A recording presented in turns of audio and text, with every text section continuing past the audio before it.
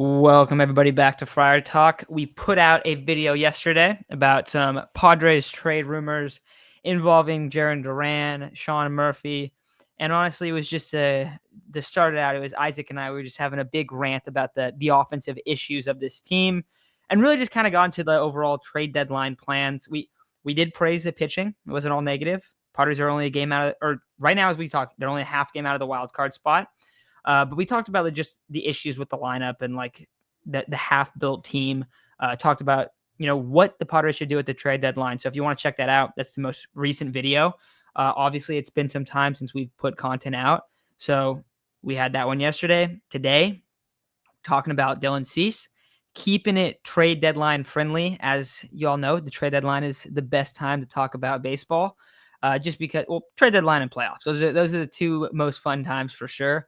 And with the trade deadline, there's always so much stuff going on. So, want to talk about Dylan Cease today as it currently stands. Actually, okay, wait. Before I even get into Dylan Cease, Trace, you haven't said hi to anyone in a long time, so let's let you do a little intro before that, actually. What's up? Yeah, I have been busy with life and moving recently, so have not been able to. What's up? It's good to be back. Miss y'all. Yeah, it's been. I mean, that's what Isaac and I were saying. It's like, dude, we haven't recorded in like months and months, and we were basically saying like, dude, it sucks because we're grown ups now. We have to do all this stupid shit that's a waste of our time, and I'd rather just be talking about the Padres, having chats, having live streams. But we'll see how it goes. We'll see what we can kind of do to maybe do some more stuff. We're obviously going to talk. We'll talk about a lot of trade deadline rumors, but we'll see how we can get some consistency with the channel. It would be fun, even if it's not as much. Okay. With all that said, let's get into this Mr. Dylan Cease. As we know, Dylan Cease is in a contract year, and before we hopped on, we were chatting about it, and we said, it's interesting because usually when guys are in contract years, they pop off, they go crazy. And it's been the polar opposite for Cease. That's just the reality of the situation. Pulled up his baseball savant right here for you. Right now, he makes around $14 million. After this, we were checking his spot track before, just kind of gauge what his free agent market is supposed to be. Free agent market has him making a 5-year, about $110 million. It seems he could still bounce back. He could have a really good second half. He could end up making that money. But it does seem like that's kind of far-fetched at this point. It doesn't seem likely he's going to get a deal like that. It seems more likely that he'll get kind of a prove-it deal. Even like more similar to what like Blake Snell got, not money-wise, but in terms of like Blake Snell after his Cy Young year, he had so much inconsistencies and whatnot. It was a big question of like, how consistent is this guy going to be? To give him like a 2-year deal. He kind of bets on himself. It worked out good for him. He made a bunch of money with the Giants, and then he goes and signs with the Dodgers, signs a massive deal with them. Dylan Cease might be signing a similar contract where it's like a 1 year with an option or whatever. So that's for the teams that are maybe going to go after him, whatever. Maybe they can get him back, right? Or the Padres can. They can do something like that. But if we're talking about this year, Dylan Cease, the reality is that he's been really bad. It's just there's no other way to put it. Now, his expected numbers are a lot better than what his actual numbers are. But the thing is, and I'm sure that you've noticed this watching, Chase, is like you watch Dylan Cease in the first 3 innings, the dude's lights out. He'll come into a game, first 9 guys, 9 up, 9 down, 7 strikeouts, 6 strikeouts, right? Looks phenomenal. That 4th inning hits, and he walks a guy. All right. Okay. He's struggling to locate the fastball a little bit. And, another guy comes in, gets a hit. Okay, then he strikes out the next guy. So we got 2 on, 1 out. This is like an average 4th inning for Dylan Cease. All right. Next guy. Oh, that guy gets a hit. Okay, now he's giving up a run. But, guys on first and third. You can still get a double play. Yeah, the inning, minimal damage. Next guy comes up, hanging slider, 3-run bomb. It's 4-0. The last outing we watched with him, it was like that. He gave up a grand slam. I think maybe it was the 5th inning that time, but basically every single time he gets into like the 4th or the 5th inning, it just falls apart. It falls apart every time. Second time through the order, it's a disaster. And the reality is, and look, we can look at this. He has more than 2 pitches, right? We see that. He's a 2-pitch guy. He's throwing slider and a 4-seamer 88% of the time. He is a 2-pitch guy with a couple show me pitches. He has the knuckle curve that he throws a little bit more. This stuff he's 2%, 2%, 1%. He's very rarely throwing this. And the sinker is, similar to the four seamer. They're just a little bit different. The changeup, he doesn't really throw that much. The knuckle curve, that's like his third pitch, but once again, he doesn't really throw it that much. You look at last year, these are similar splits. He's mostly a two-pitch guy. And look at this, dude. Look at the difference between it. He was a monster last year. The slider was amazing. Then we go this year, and it hasn't been as good. The fastball has really struggled. He hasn't located it well. And the thing is, it's not even like it's not even like he's just performing horribly all the time. He's so inconsistent. And that's just been the issue. So before we get into actually discussing him trading wise, like Chase, what do you kind of feel about just the evaluation of his year? Because it feels like we see, at least to me, it feels like we see the same outing every single night where you get him look just lights out. He is a monster. And then it just falls apart. And it falls apart in the exact same fashion every single time he comes in to start in a game. I've always said, even last year, that Dylan Cease is like a flip of a coin. He's either going to be unhittable that night or he's going to be the most hittable pitcher you've ever seen. And that kind of describes how he's been pitching this year. He'll, like you said, go lights out 3 innings, and then he just, for some reason, it all goes downhill. He's giving up bombs. I mean, last game, he gave up, what, 4 home runs, 3 solos, and a grand slam. Feel like he's been getting hit hard a lot more recently. His fastball's pretty flat, so if he misses within the zone, it's gonna get hit hard. It doesn't really got that ton of movement on it.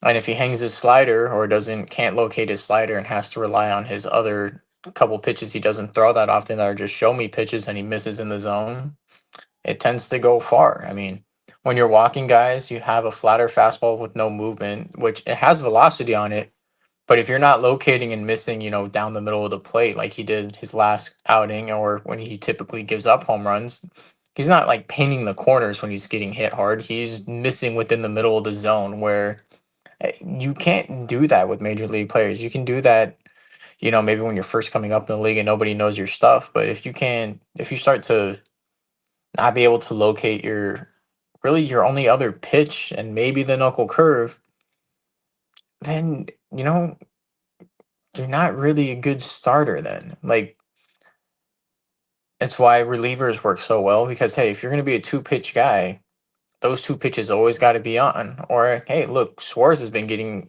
hit the same way. Suarez throws harder than him, but if he can't locate his changeup, guess what? He's just throwing a fastball and he starts to blow saves because if he can't locate him, he's walking him. And if he's missing, he's usually missing within the zone if it's not in the strike zone. And it's usually down the middle of the plate getting hit hard.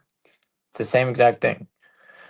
He's got to be able to locate his pitches. He hasn't, and he even did last year. Anytime we had a big situation where Cease needed a pitch, how many times did he actually come through? I remember during the playoffs, he was god awful. I was a big proponent of trading him during the offseason. I know my buddy that's a Mets fan here, he's like, dude, give me Dylan Cease. I'm like, take him off our hands. I don't want him. Because Dylan Cease can be a great regular season pitcher, but when he's pitching the offseason or in the postseason with us, he's gotten lit up every single time, or that's what it feels like. And even now, he hasn't pitched well this year. It's his contract year, and he's was projected to get a giant contract. Give him to a team that might need him or think they can fix him, and give us a left fielder. We have Bergert, we have Kolek, we have Waldron, we got you back. I mean, other guys deserve a chance that are not making $14 million a year. Yeah, dude, and that's the thing too, is like you start looking at this, right? And you start looking at, okay, what would a trade look like? And a lot of people are like, well, he's untradeable, he's been bad. Dude, okay, so you look at the starter market, like the main guy that gets talked about is Sandy Alcantara right now.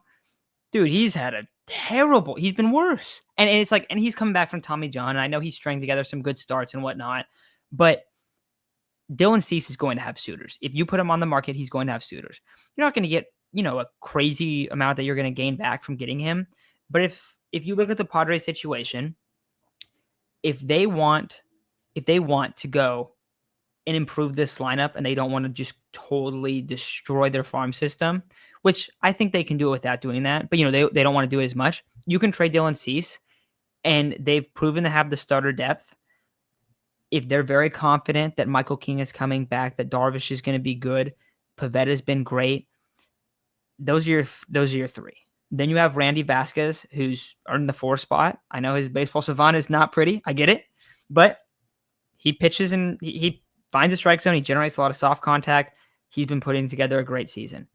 After that, you have Kolek, Berger, right? You got who else? You brought up Waldron. I don't know if Waldron's really going to be the guy. Kyle Hart pitched a great game the other night.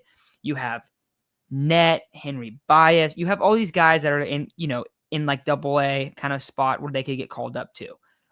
You have a bullpen. You have a surplus of bullpen arms. If you need to have a couple bullpen days, it's really not the worst thing. It's really not for the Even Padres. Brian Hoeing. Yeah, Brian Hoeing. Yeah, he can be stretched out a little bit. Yeah, so it's like you do have a lot of arms.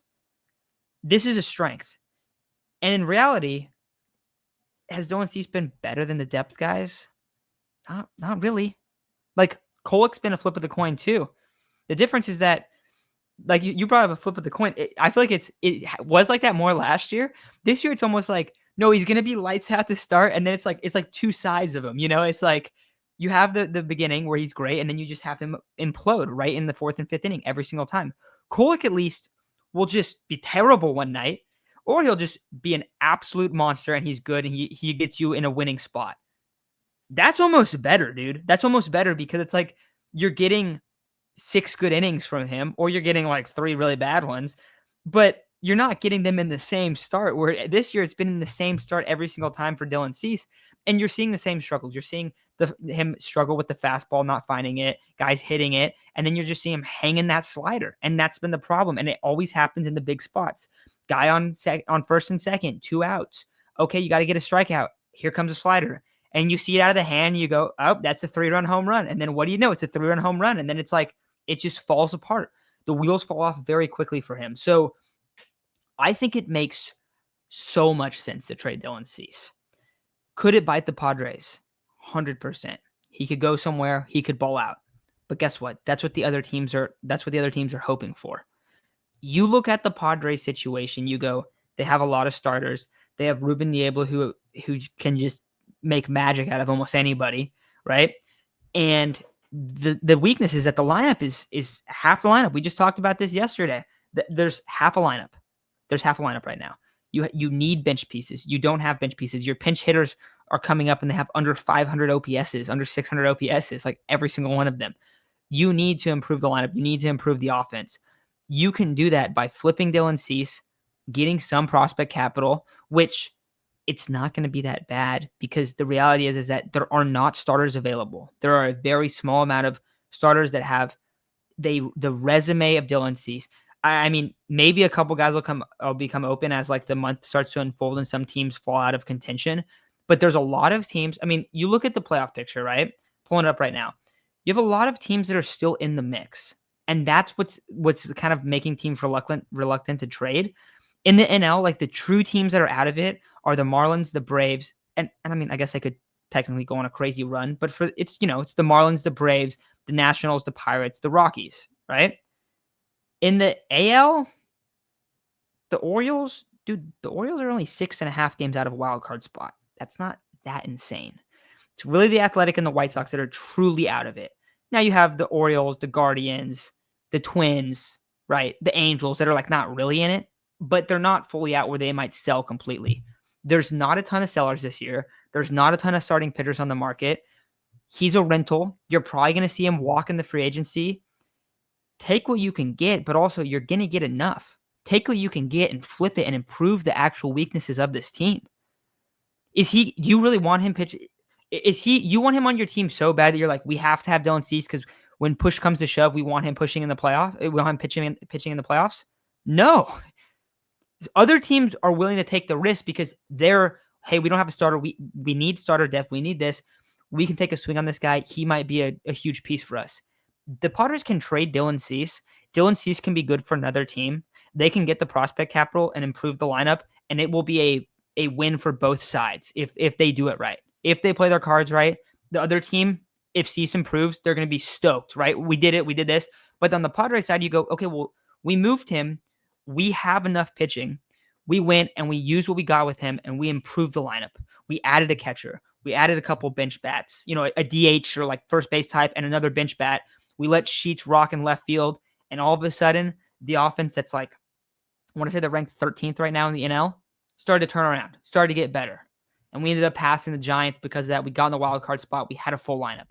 That is a very possible scenario.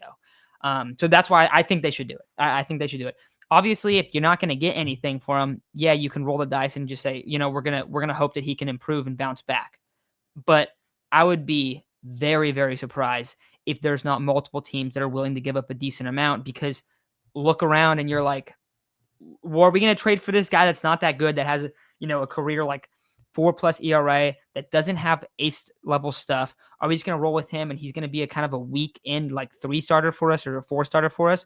Or are we going to take a swing on Dylan Cease? I bet you there's going to be a lot of GMs that look at it and they go, let's go take the swing. Let's go get this guy. I think that's just a reality. So I think that it always depends what the value is that you're getting back, but I think it makes so much sense to go after him. But what do you think of Chase? 100%. And part of it is we'll probably do it. We'll just fish like he always does. Preller doesn't always make the most logical moves. He goes for the big splashes, and sometimes it works. Sometimes it bites the dust. That's kind of what happened with Cease. Um, One of the things I'd love to see is, hey, just bring up Campy. He can't be worse than Maldonado and Diaz at this point. He can't be worse than that. So why not just start him and see what he does? And hey, if he improves, guess what? That's one less, part that we got to worry about in the lineup. And even if he's just slightly better, hey, that's a slightly better spot than we were in before. You were talking about it with guys in the lineup with under 500, 600 OPS. Hey, let's flip Cease for some bench pieces, and I don't even know at this point, man. This team just needs to pull it together. But if flipping Cease, which I think we should do, makes this team better, and I think it does, swing for it. Absolutely do it. Because I do not want to see Cease pitching in a major situation for him to be the way he has been the whole season. No, dude, that's the thing. And I think that's where you just got to look at it. It's like, and we also talked about Campy too, Chase. We're like, dude, you cannot keep having, I mean, you saw the stat, right? Where it's like, I think it's like Maldonado and Diaz have came up to bat in like these situations like 90 times, and they're hitting like an 80 average with runners in scoring position. I texted you guys the other day just to speak about how important it is to improve the depth of the lineup. If they're hitting 150, which is still utterly terrible, the Padres probably have like 5 more wins. That's just the reality of it. And that's the problem too with like a lot of these guys' struggles at the top of the lineup where maybe they're underperforming a little bit. Go watch a Fernando Tatis at bat. I said this yesterday, so people are probably like, I already heard you say this, but you didn't hear me, Chase, so that's why I'm telling you. Go watch a Fernando Tatis bat. The dude, they don't want to give him a pitch. They don't want to. And it makes sense. But the thing is, especially when you get to the middle of the order and stuff, like you can just kind of let the lineup fall apart, like go through. And then it's like, yep, if we get to the bottom of the order and there's bases loaded, who cares? Because we're going to get out of it every single time. And that's what the whole season has been. Where you look at it last year, and that's what they would do. And the top of the order performed a lot better because the guys at the bottom order were still driving guys in, and you had to attack the Padres a little bit more. You had to throw more pitches in the zone. So that's the biggest thing. I mean, lineup protection is such a big aspect of why teams have offensive success. And I think just watching baseball over the Padres baseball, especially over the past like 5-6 years specifically, where it's been such up and down. Like 1 year they're really good, 1 year they really fall apart. 1 year they're really good. What is the common denominators? Are there just guys that are terrible in the lineup that cannot hit? If there are, they have an off year. They suck with runners in scoring position. That's 2023, And then you start looking at it, that's this year, right? 2024, 2022. 2022, they didn't have it. If you remember, that's more similar to this season, I think, than last year. It was all about Manny Machado. Manny Machado was carrying this team in 2022. The offense was bad. They were hanging in. They were in a wild card spot. They make, the massive splash at the trade deadline, right? Once they go do that, then they have the deeper lineup.